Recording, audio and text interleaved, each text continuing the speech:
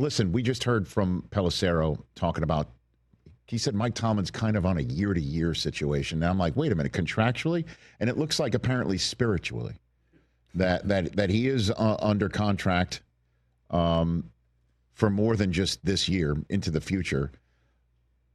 And I know it's like a third rail subject between yours truly and Pittsburgh Steeler fans and Yinzers who are sick and tired of the Tomlinisms after all this time and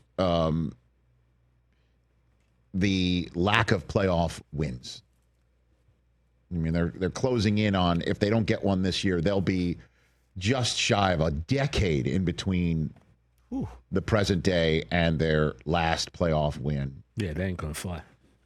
But I'm just saying again, one more time again, for those in the back, he would have a job 2 seconds flat if the Steelers ever said we're done now. He would go somewhere else, and he would potentially have his Andy Reid moment for and you know another what so many team. Steeler fans are saying? Well, then let them do that. I guess then you will be in the world of figuring it out. You go find somebody as good as him who reaches into the hearts and souls of veterans and young players alike. And the fact that you don't hear another word about it isn't because he rules with such an iron fist, and woe to anybody who actually speaks ill of Tomlin from his own locker room. It's just that he does have the grasp of the locker room and the hearts and minds of these players. I am sure he had Aaron Rodgers at hello. Rodgers just was probably, I think, if he, outside of whatever he was dealing with personally, if I had to guess, he was just, maybe part of him was like, is it possible I can wind up at the Rams?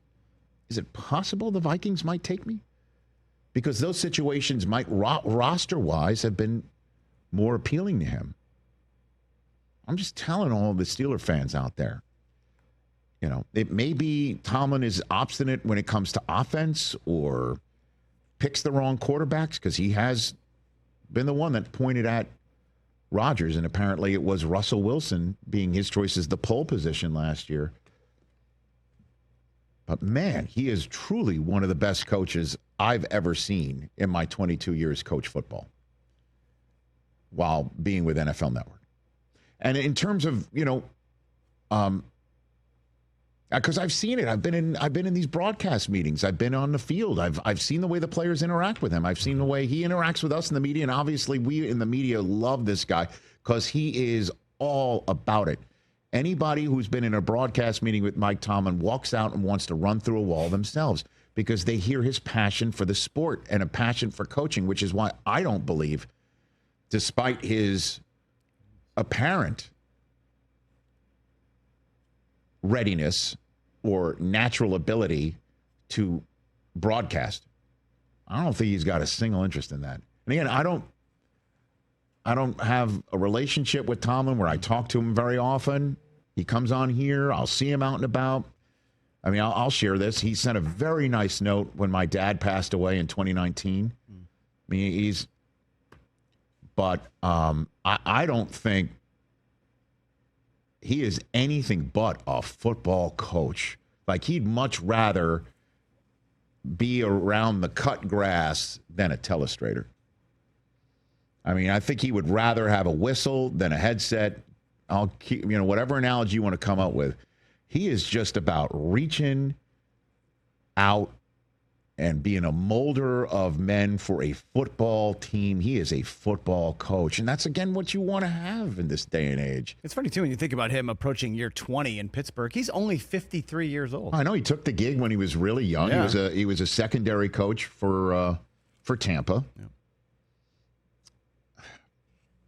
Man, I just know how passionate Steeler fans are, and I would love nothing more than for the Steeler fans to get what they're looking for, which is a deep run in the same way that we constantly say, well, it's better for the league when the Raiders are good or whatever. I mean, the Steelers going deep into the playoffs and terrible towels going everywhere. And it's best for business. I know Browns fans and Bengals fans and Ravens fans are like, pound sand.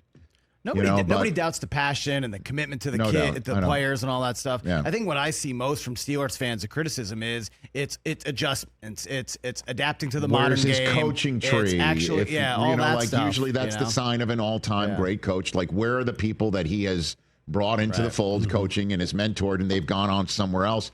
And he kind of got lucky inheriting Big Ben, and where's the quarterback development since then? Well, I mean, he inherited Big Ben, but don't forget, Big Ben was like, don't screw it up. And Tomlin had the Big Ben where it's just like, let's cut him loose. He just also had the benefit of having Dick LeBeau as a defensive coordinator, which does not suck. That's true. Catch the Rich Eisen Show live weekdays from 12 to 3 p.m. Eastern on Roku Sports Channel in the U.S.